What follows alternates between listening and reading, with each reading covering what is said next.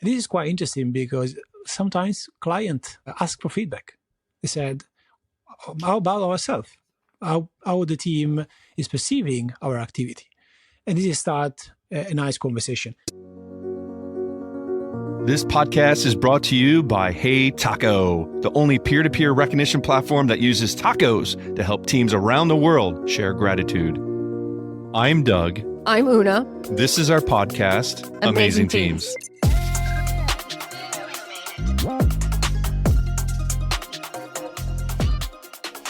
Francesco Vetica, welcome to the Amazing Teams podcast. Thanks. Hello. Francesco, we're so excited to have you. And it was Doug's pronunciation of your name. I thought it was great. Just so you know, Doug. Oh, it's close, right? It's perfect. It was pretty good. Better than Italian. Very Italian. Francesco, for people listening, would you mind sharing a little bit about yourself and doing a quick intro? Yeah. Thanks for, inviting me here. It's a pleasure. I'm Francesco Vetica, head of design and one of the partners of Fifthbit. Maybe we're going to talk about a little bit of Fifthbit later. I'm also the head of employee experience now, so managing the entire employee experience in the company. I have a background in design, maybe like you, Doug, moving through a couple of cities in Italy. I was spending some time in London and now back into the sunny Italy. That's awesome. Francesco, can you tell our listeners a little bit about Fifthbit? Yeah, of course. Fifthbit is actually an organization that grows in the last 10 years. Actually, this year in September, we're going to have a nice big party, 10 years, a long time. We grow organically in the last 10 years. We actually deliver user experience design, consultancy, like product design. And into these 10 years, we joined into a really interesting path last year with a bit private equity that enable us to financially grow and acquire a couple of interesting reality organizations. So we grow in terms of services. We join, another company joined us called Magilla, all the marketing, strategy, digital SEO and stuff like that. And then into even logistics and Amazon as a digital touch point to selling to our client products. So yeah, we're actually 360-degree design, consultancy, innovation organization. Is actually in a nutshell. We are still small. We are almost 100 people now. Are your teammates all in Italy, or are they all over Europe and the world? We work as a remote organization. We have a couple of offices in Italy, Rome, Milan, Brescia, and Bologna. But we let people work wherever they want. Just when clients need to have designers on the table to run workshop or to run, pre-sales or, meetings. But we mostly have people in Italy, but we have someone in Spain, someone in Berlin, Germany. Yeah, but most of the people are around Europe. Sometimes someone like to travel a lot, like digital nomad kind of approach. Mm-hmm. This is a very tactical question, but I'm always curious. Mm-hmm. Do you all work in English or do you work in Italian and then switch to English when you speak to the people who are in Germany? Most of the people in Fifthbit are Italian speakers. Sometimes we do have people that are not Italian fluent, like native speaker. So on this kind of project, we just speak in English straight away. Even if there would be just one guy and 10 were Italian, we'd never talk in Italian, just to be 100% inclusive with the teammates. That's really interesting. Now, I know we're going to get into the topic of feedback here shortly. Una mentioned before we started recording that you have an interesting take on feedback, but I'm a little interested in your background. I was looking at your LinkedIn page and I see that you studied design and then you studied business. And that's really interesting to me, being a designer myself. What was that like, making that jump from the focus on design to the focus on business? Interesting. Thanks for the question. So I studied industrial design. And industrial design, back in the days, inside we had multimedia and interaction design. So I had the chance of studying all the user experience part, all the interaction between touchpoint, digital touchpoint. And I work a lot into the visual and interaction user experience side, even in London, like consultancy. Then throughout the years, I always had, not struggle, but I always been interested into understanding more about the business side, more into the strategy. As soon as you sit on the table with, I don't know, CEO, like people, CXO, CIO, so people that are running companies and they have a certain dictionary, certain kind of, wording that they use, you do need to connect with them, right? So you do need to be linked with them. So I said to me, okay, let's start understanding which will be a nice path to grow and to learn business. So I ended up into joining an executive master in business administration here in Italy, which allows me to speak with different dictionary, really. So on the business side, into financial part, even if I don't have a financial part, and it's not the most, interesting things in the world, still enable me to run smoothly, even the budget, right, into like consultancy. So I actually change and switch my mind when I sit on the table. I can really move into different kind of a conversation with different stakeholder. It's quite interesting, really. I find it really useful. I still didn't finish. So I'm into the last 6 months, 4 months now of my path. So it's been 2 interesting years. It's long. It's quite long. And I on top of your full-time job. Yes. Yeah. But I met really, really interesting people. So building a network of managers, C-level people. So you're wearing the design hat. Yeah. You can switch to the business hat. How did you decide to put on the employee experience hat? Interesting. That's because, every single organization grow a lot. And because we are into these transformation. So we're acquiring, we're expanding, we try to be more horizontal into the consultancy part. We actually decided to centralize the staff activity. So I've always been interested into how people are perceiving their culture into an organization, how to let people grow and find their perfect spot into a project or even into their career path. So I said, okay, I can take on this role, even if it is not full-time, because I have a pre-sale and strategy part and, running delivery. Still, I really wanted to be the one that centralized the training, the career path, the growth. I've been into this role in the past 4-5 months, more or less, maybe less. But it's been interesting. I had quite interesting challenge maybe to talk about while we are now chatting and some interesting things that came to my mind.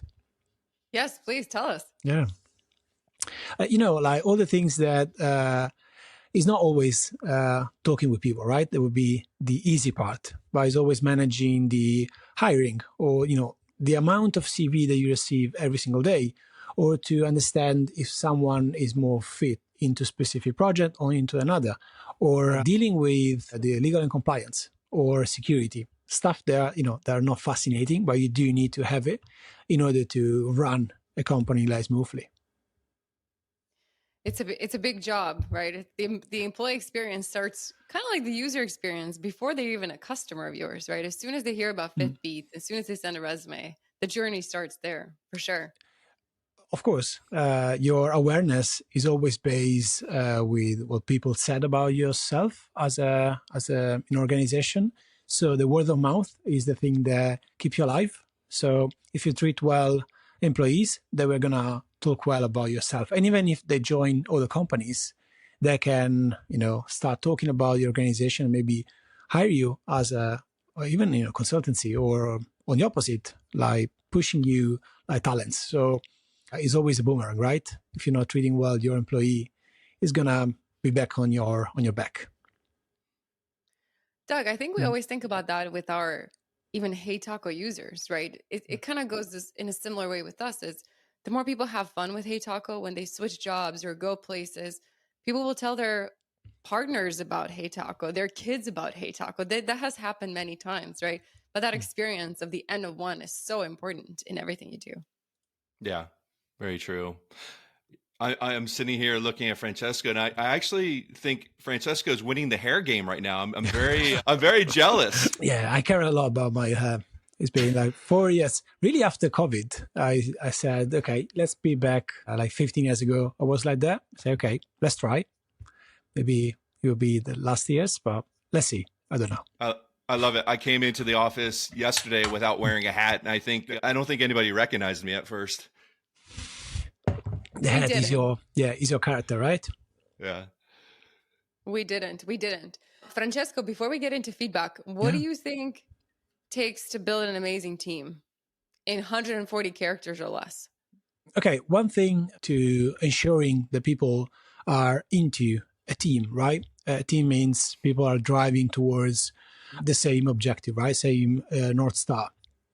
Is actually ensuring that people have the right space to contribute and to really be motivated by team members, teammates, by the manager, and during this transformation that they have, really be motivated about what the things that maybe they don't know.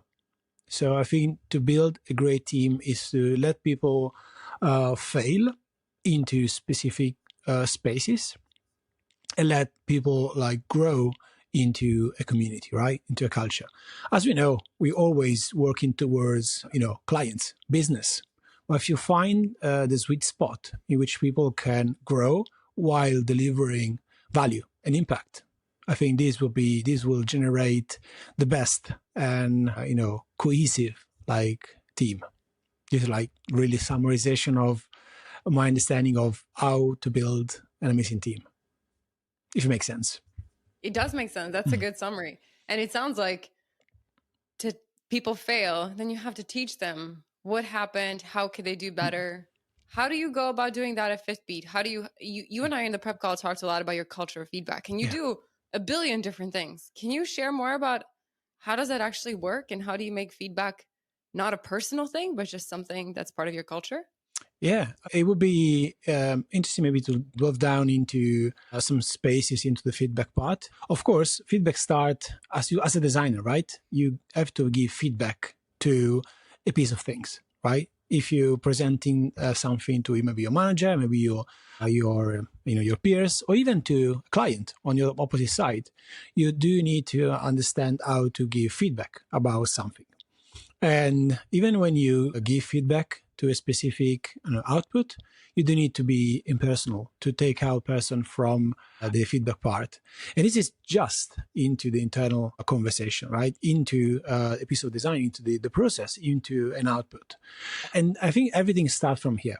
If you know how to give a specific feedback about a piece of output, you can then do a step back and understand, okay, how can I give feedback to maybe, someone that is running maybe a workshop, or someone that maybe is running a client conversation.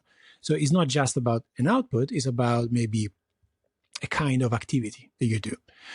So we always try to push people to give clear feedback, transparent feedback, without hurting the others. I think the reasoning to focusing on feedback a lot is to having people engage, and they know that they can speak freely. It's hard. We are not making 100% perfect. And I think you will never have a perfection, because your organization will grow, and even the balancing into the organization will change. And I think in order to fostering the culture of feedback is enabling the top-down, bottom-up, peer-to-peer kind of feedback. So, for example, we want to push people to give feedback to the manager, or maybe to the one that are more seniors. This is not simple, right? So to give a clear feedback to someone that maybe have more experience, maybe that is your manager, is not easy. But if you know how to do it, it will generate tons of value. Or for example, from top down. So we really pushing managers, or maybe senior people, or even junior, to give feedback to the one that are less seniority. So, for example, we run, those are a couple of examples really. After every single meeting, we let the team take some notes, right? Which is not really every single thing that you said during the meeting, but the most important things. After the meeting, the most senior person in the room can say, okay, let's talk about the most important things on your notes. If it's not there, it's not in the conversation. So we just let people focus on just important things. And after the round, the most senior one can give feedback about maybe an activity, or maybe you want something that you said that is not in line with the conversation. So every single meeting, we try to spend 5 minutes. It's really a small activity to give informed feedback because it's contextual. So contextual is the first things that you do need to take in consideration. So in the context, not about someone else. So it's not a personal one, and needs to be actionable. So feedback always needs to be actionable, right? So why I said this to you, this is the action point. Maybe I will do maybe differently if I was you, and always try to have an open conversation into this actionable controlling. So those are maybe one of the things that we do into our day by day. This is one example, really. We have multiple initiatives that we run, and we even ask feedback from client. So every, maybe it was like every 3 months, we ask a round of feedback from client side. So we ask every single client feedback about the team to improve, to let the team even listen to what client said. We report like quantitative and qualitative information to how people can grow. So feedback from client is harsh because you heard about what a client maybe can feel about your work, your activity. And this is always to be putting in place about your career, right? So feedback can foster really your career development. Those are, a couple of bits and pieces about why we care a lot about feedback. Then maybe we can deep dive a little bit more about specific things, if you like.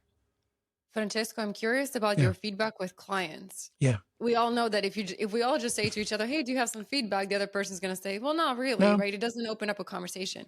What is a question or two that you ask clients every quarter that really unlock them and help them share things that you can actually act on? Interesting. So as soon as we jump into the client feedback, the team is not there. So it's a dedicated space in which client can speak freely. We dedicate this person into the organization, which is the person that is running the operation. So we always ask in the beginning if the activity is as meeting their expectation. So the overall team expectation. And we start to giving some quantitative points. And then we open up to activity. So if we run activity that are meeting expectation, if we drive value, it's really an activity of research. So they are not, closed question. They are really open up, like a conversation. Like we actually want them there to talk about story, right? So after that, we talk about specific people. So we said, okay, what about this designer? What do you think about them? They are meeting expectation. Maybe they are above. I didn't really know that is quite nice into this thing. So we try to ask specific story about the relationship. So we put together a card in which we're going to put everything inside. And then we go back to the team. Said, okay, this is the client feedback is not personal. If there would be something harsh or really below the expectation, we are going to take the person on the side. We are not going to sharing with the entire team because it would be more personal, right? So we are going to just share the entire overview. And this is quite interesting because sometimes clients ask for feedback. They said, how about ourselves? How the team is perceiving our activity? And this is start a nice conversation. Because after this feedback circle, we improve a lot. This happens every single 3-4 months. Imagine that we always run retrospective. So this is on the team side. So team every couple of sprints can run retrospective about specific activity. And into the retrospective, they extract feedback. But even that, there are feedback that are quite biased because the team is talking with the client. That's why we want to put the client into a safe space. Mm-hmm. I don't know if it's clear or if you're more. Yeah, it's very clear. Yeah, I feel like it's so interesting that once you start asking them for feedback, now you've opened up a door where they ask you back for. It kind of unlocks the relationship in a very different way than just transactional. We're creating work for you and you're paying us for it. Right now, they want to know how they're doing, and how the relationship can actually progress and go forward. Exactly. Yeah, 100%. And most of the clients ask for feedback on the other side, and they change. They know that maybe they do need to speed up things, or maybe they do need to understand that they do need to open up a specific activity or talk in and unlock specific stakeholder, because they work into organizations that are complex, they are huge, maybe. Mm-hmm. So they have a certain amount of activity and policies to follow. The more you give feedback to them, the more you be open and transparent, and even to really underline the fact that the more they change or maybe they modify their activity, the more value you bring to the table, right, for the business. So it's always a back and forth. Francesco, are there tools or software that you are using to promote and collect feedback? Yeah. So internally, we have Office Vibe that we use. Okay. For qualitative feedback. We have multiple places. So Office Vibe is the space in which we are acquiring qualitative feedback in terms of, even anonymously a question from the team. And this is happening every week, really. A quite intense way of collecting even, really harsh question from the team. Then on quantitative information. So we have dedicated survey that we run every 2 weeks. This is Office Vibe. We're going to talk about a little bit about this circular feedback there. Then we have Slack, which we have a feedback, channel in which we are, adding all the feedback from all the clients about the team. So every single time that a specific client give feedback to a team, this feedback is put into the Slack channel, feedback channel, with a team tag, with everything that is happening. Maybe it's a screenshot of an email with a delivery piece. So it's really contextual. Then we have the taco channel, in which we're going to give feedback. Like, this is another quite important part, because our taco channel is really up to speed every single day. So it's the way that we have to give quite instant feedback to someone, right? Without just writing it into a personal space, something that will maybe nudge the activity of another. Because if you give a certain kind of a taco with every single time why you give the taco, contextualize, someone else can say, okay, oh, nice, you did that thing. Let's write down to this designer and ask, why did you do that? How did you do that? And send me over this piece of thing. So it started a conversation. So these 3 pieces are maybe the things that we have to collect feedback, and we collect then everything from client into Notion. So Notion is our knowledge base. So those are the channel that we use to gathering feedback. Gotcha. You mentioned anonymous feedback, and I know there's always a constant debate around anonymous feedback. There's no accountability, right? So you can really say anything. What's been your experience with anonymous feedback, and any thoughts around it? Yeah, we let the people give anonymous feedback, and they speak freely. It's not always easy to listen to this kind of feedback, because you can heard about something that is maybe pushing you into not a comfort zone. Still, I think anonymous feedback enables the team to really understand that they can set wherever they want. Still into a workspace, into something which is proactively towards value-generated feedback. I don't want to have a rant from teams member. So the thing that we do from, I think it was May. So every single month, I collect all the questions from Office Vibe, if they are maybe anonymous or from someone specifically, and I collect all those questions into a dedicated presentation. Then I record Looms video, like 5 minutes, 6 minutes, and then every single month I deliver this into the Slack channel with all the reply of question. So every single time I do see a rant feedback, so not feedback that are easy for the people that are generating value, I always try to push people to give proactive feedback, because then please. Let me understand this. So you answer questions via video and then post it for people to watch. That's incredible. Yeah. Every single question, Doug. Not a specific questions, Every right? Single. Every single one. Even the hard questions. Yes. That's incredible. Yeah. The first one was into a collective meeting. So the first one was quite hot because I spoke for 60 minutes about question, just to show them that we care about question, right? So, and we keep everything anonymously. So maybe something that you said, maybe another one can talk about it and say, okay, I have everything planned. It's not easy to reply to question like openly, and sometimes you have to say, we're still working on it. You're not perfect. So you give something to us, maybe why the training course, they're not planned yet. So we're working on it. So we have this timeline. Those are maybe the deadline and this and that. So even question push us to work towards something specifically. Then if we find questions that are outside our scope, or maybe outside objective, this is the space in which we have to remark that an organization has specific objective. Okay, they're working towards maybe a margin or maybe specific market, maybe they're working towards specific capabilities or service. So this remind the people that the organization needs to live in some way. So it's not easy.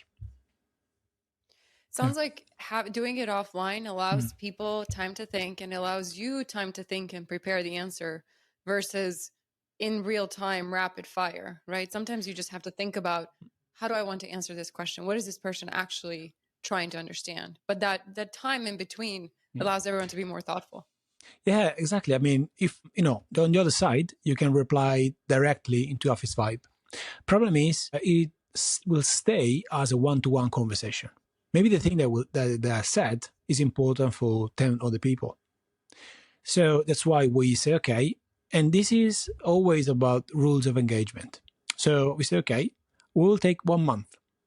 So bear with us. We're going to collect everything and we're going to reply all together. If it's really important, if it's urgent, we have Slack channel. Okay. If you have something in mind, write it to me. If there are open-ended questions, if there is something interesting, let's put in Office Vibe. So this is the kind of engagement. Yeah. I love that a lot. It sounds like these types of practices are great for larger teams. What do you recommend for a smaller team? Like, I feel like with a smaller team, you don't need to solicit anonymous feedback and do all this. Any ideas for teams around 10 or under 20? Yeah, we were 10 back in the days. And the nice thing is that you are so small that you have an open conversation with everyone, really, on project, on day-to-day. If you're working remotely, you may be working with others more frequently. The nice things of being small, that you can have a chat, we have a coffee, you have more plenary kind of, conversation.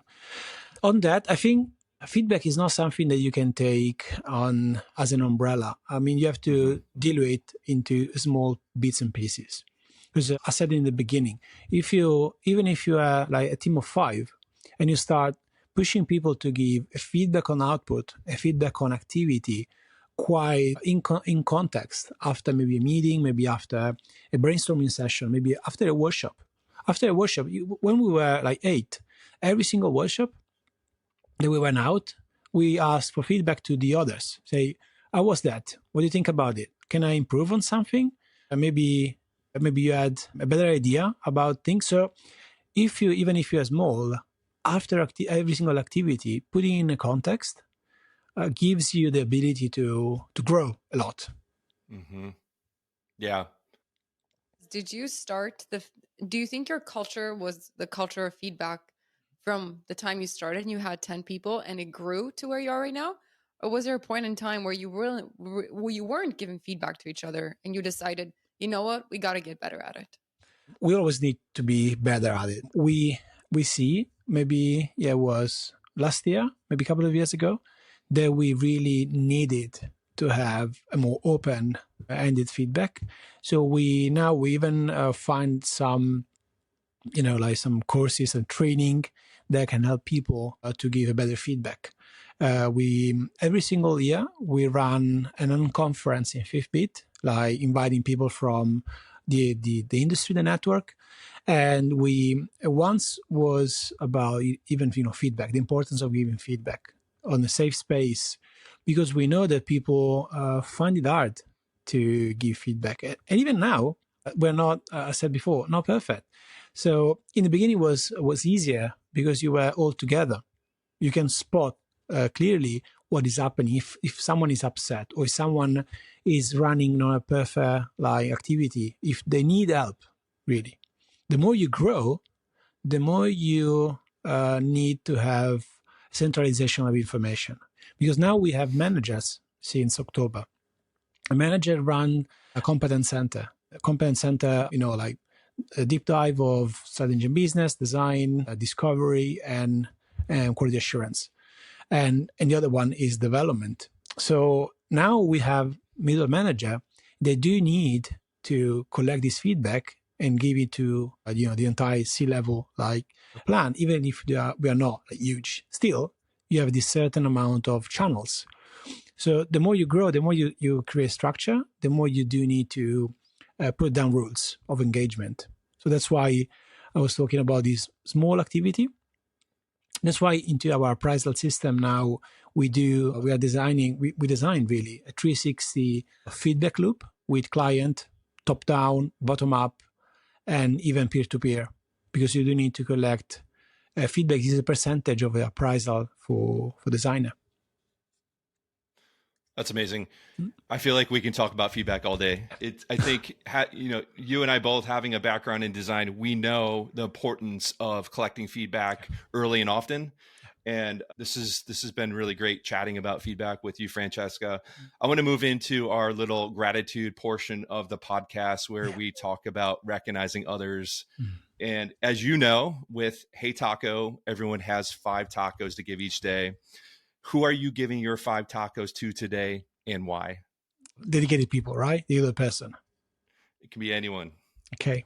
Of course, I'm going to give the first one to Raffaele Boiano, which is the CEO of a company, to always give vision, strategy, other thoughts. We fight a lot, but in a good way. I mean, we generate a really nice conversation. The other one is for Francesco, which is another partner. He's always give to me other perspective. He came from a different background into the organization side. So he's always a different point of view in a good way. We are always aligned, but with different point of view. So we'll always be complementary. Vincenzo, other partner. So I want to give some partner tacos because he's the one that had more seniority in terms of growing teams. He grow a development team till 400 people. So he know how to grow. Even a different perspective, right? Developer, they have different mental models, different activity. Then Ivan, which is the CEO, is always runs smoothly in the back. So Ivan is the one that is not on a client, so he's not working on the project, but he's always there to help to put everything together, to link everything together, to run the operation of the company, to see all the budget, to run capacity. So he's the one that always have everything in place. So I have 4 ones. So the last one is on a new hire. So the new one that will join the company. So we always try after the presentation of someone that is happening, even tomorrow morning, we are going to present 2 other people on the team. We always let people speak, right? About maybe personal background, thing they are good at. And if you want, you can give a tago to specific skill or to specific activity. So you can start, a conversation there, right? So you can break the ice, really. So, hey, I want to give a taco to the new hire. I love that. That's a new one. I haven't heard that. That's a creative use of a taco. That's great. Even when someone left, we always give people taco to someone that is left the company. Oh, wow. Just to recognize the value every single time. Well, our taco channel is really on fire when someone, say hi to, it's a living drink. So we want to really say thanks to someone else. Here's a taco. Yeah. That's awesome. Well, Francesco, thank you for coming on the podcast Pleasure. and sharing your stories and insights. Pleasure to be here. Francesco, I feel like the hardest thing about what you're doing is that it's like fitness. You have to do it every day. There's never the end, right? Every day. It's about the practice of every single day. So fail and learn. Tacos to you for the work you're doing, because it's so intentional and it requires a lot of thought and a lot of patience. So thanks for sharing your insights with us. Thanks for the conversation. A lot.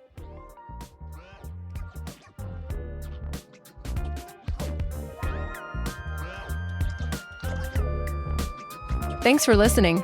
One of the important things about building a team is gratitude.